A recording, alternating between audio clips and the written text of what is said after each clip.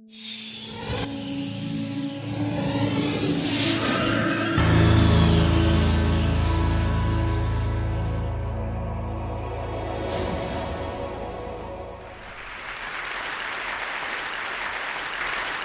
morning, everybody. I'd like to talk about a couple of things today. But the first thing is water.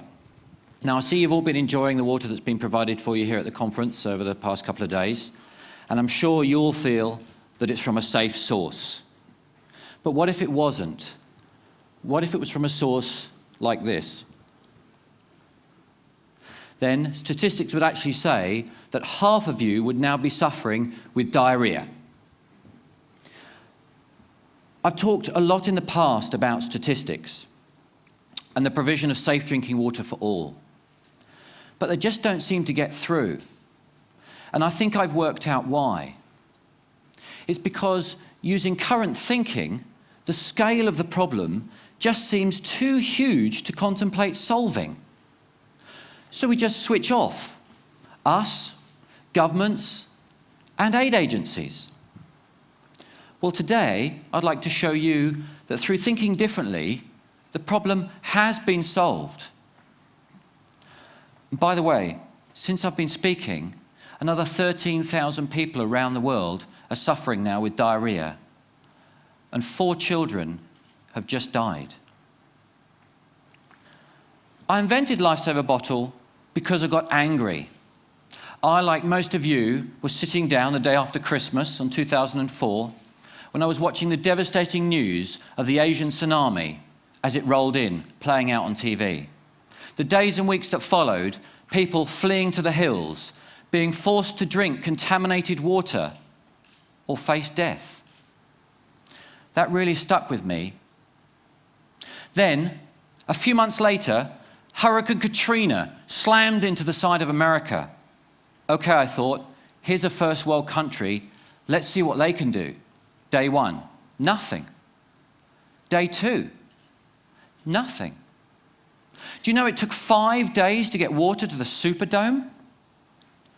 People were shooting each other on the streets for TV sets and water. That's when I decided I had to do something.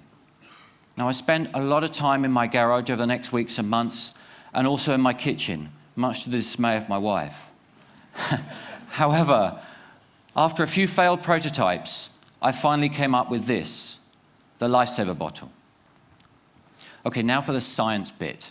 Before Lifesaver, the best hand filters were only capable of filtering down to about 200 nanometers. The smallest bacteria is about 200 nanometers. So a 200 nanometer bacteria is going to get through a 200 nanometer hole. The smallest virus, on the other hand, is about 25 nanometers. So that's definitely going to get through those 200 nanometer holes. Lifesaver pores are 15 nanometers. So nothing's getting through. Okay, I'm going to give you a bit of a demonstration. Would you like to see that? I spent all the time setting this up, so I guess I should. We're in the fine city of Oxford. So, someone's done that up. Fine city of Oxford. So what I've done is I've gone and got some water from the River Cherwell and the River Thames that flow through here, and this is the water. But I got to thinking, you know, if we were in the middle of a flood zone in Bangladesh, the water wouldn't look like this. So I've gone and got some stuff to add into it, and this is from my pond. Have a smell of that, Mr. Cameraman. Okay. Right, we're just going to pour that in there.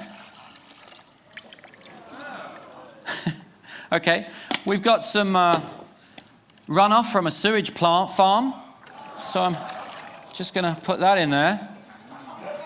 Put that in there, there we go. And some other bits and pieces. Chuck that in there. And I've got a little gift here from a friend of mine's rabbit. So we're just going to put that in there as well. Okay. Now, the Lifesaver bottle works really simply. You just scoop the water up. Today I'm going to use a jug just to show you all. Let's get a bit of that poo in there. That's not dirty enough. Let's just stir that up a little bit. Okay, so I'm going to take this really filthy water and put it in here. Do you want a drink yet? Okay, there we go. Replace the top. Give it a few pumps, okay?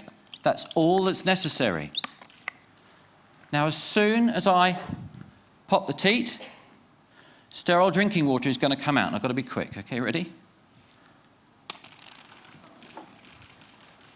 There we go. Mind the electrics. That is safe, sterile drinking water. Cheers. There you go, Chris.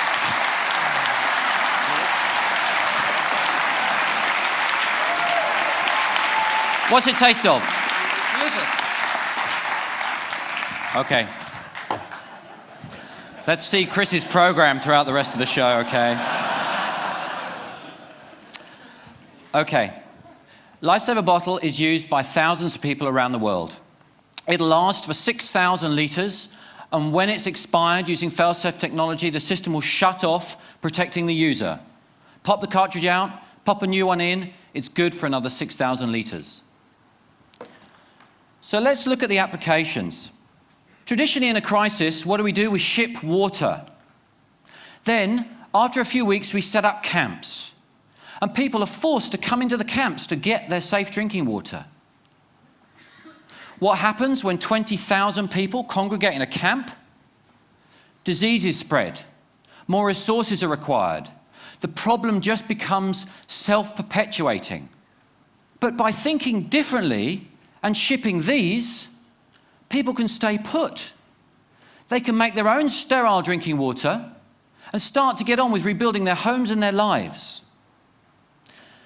Now, it doesn't require a natural disaster for this to work. Using the old thinking of national infrastructure and pipework is too expensive. When you run the numbers on the calculator, you run out of noughts. So here's the thinking different bit. Instead of shipping water and using man-made processes to do it, let's use Mother Nature. She's got a fantastic system. She picks the water up from there, desalinates it for free, transports it over there and dumps it onto the mountains, rivers and streams. And where do people live? Near water. All we've got to do is make it sterile. How do we do that? Well, we could use a Lifesaver bottle, or we could use one of these. The same technology in a jerry can. This will process 25,000 litres of water. That's good enough for a family of 4 for 3 years.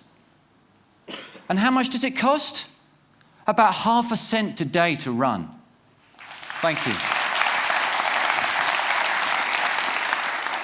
So by thinking differently and processing water at the point of use, mothers and children no longer have to walk 4 hours a day to collect their water.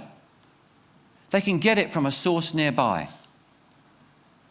So with just $8 billion, we can hit the Millennium Goals target of halving the number of people without access to safe drinking water. To put that into context, the UK government spends about £12 billion a year on foreign aid. But why stop there? With $20 billion, everyone can have access to safe drinking water. So the 3.5 billion people that suffer every year as a result, and the 2 million kids that die every year, will live. Thank you.